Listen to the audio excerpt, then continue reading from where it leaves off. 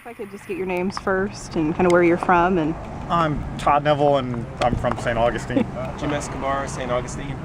Bill Hannon, St. Augustine and Palm Coast. How long have y'all been riding, cycling? I started in 1993, so 20 years.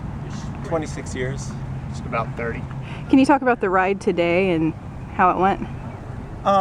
We go out 207 and then we ride out into the potato fields.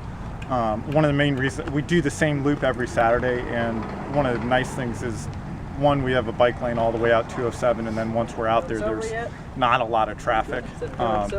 So we don't have to think about it as much as being in the middle of traffic. Yeah, so we try to leave early, beat the traffic, have kind of the roads a little bit to ourselves. It's a little safer in the mornings. What is it like to cycle in St. Johns County? It depends. I mean, since we do ride so much, we kind of know where the less busy, the safer places are. As a means of transportation, if beyond just using it as an exercise or activity, I think it's somewhat unsafe, and mainly because there are so few arteries. You only have US 1 and A1A, and there are a lot of cars on those roads. Would you guys agree with that? Yeah, the roads are kind of crowded.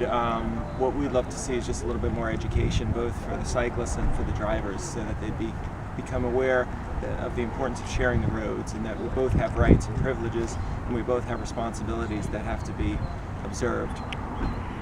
I talked with somebody at a cycling shop the other day, and they said if you ride long enough, you're going to have an incident. Somebody's going to hit you. Is that true? Yes. Yes. I've been hit 4 times. Twice. Knock on wood, I'm 0. So chances are he'd be due. I'm next. Yeah, we try to ride as defensively as possible, thinking of the worst that the drivers don't see and everything. But sooner or later something might happen. And I'm not saying it's all going to be bad. I was hit and didn't suffer major injuries or anything. But it's just like people who are driving cars. The likelihood of accidents is greater the more time you spend on the roads. And we're just trying to lessen those accidents from happening by working with the Bellfest, movement for the people, programming, helping to educate the community. And one thing, we have a weekly Friday ride that actually goes through downtown St. Augustine. We've really cracked down on our riders that they need to follow the rules of the road.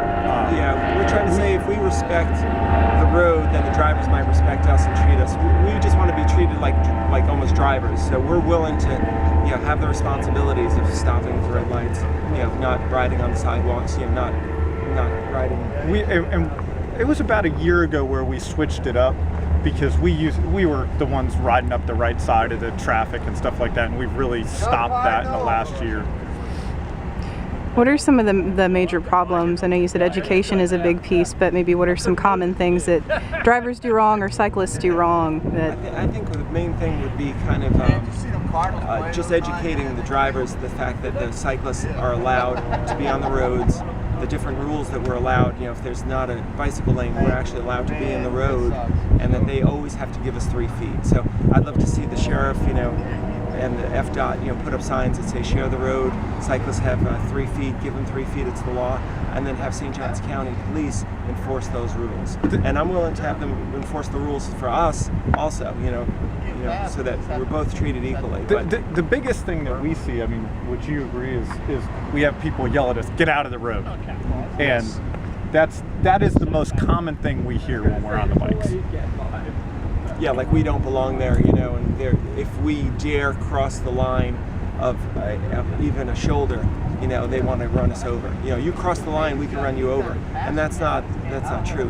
We're allowed to go as far left as we deem necessary, because there's a lot of debris on the shoulders. So we come into the road, we'll check to make sure it's clear. But when we do that, they treat us like as if we're criminal, and they want to run us over, and that we're going to get them in trouble because they hit us. And that's their only concern, is getting in trouble, not the safety of another human being. So we'd love to be humanized, let people see us as fathers, sons, brothers, members of the community.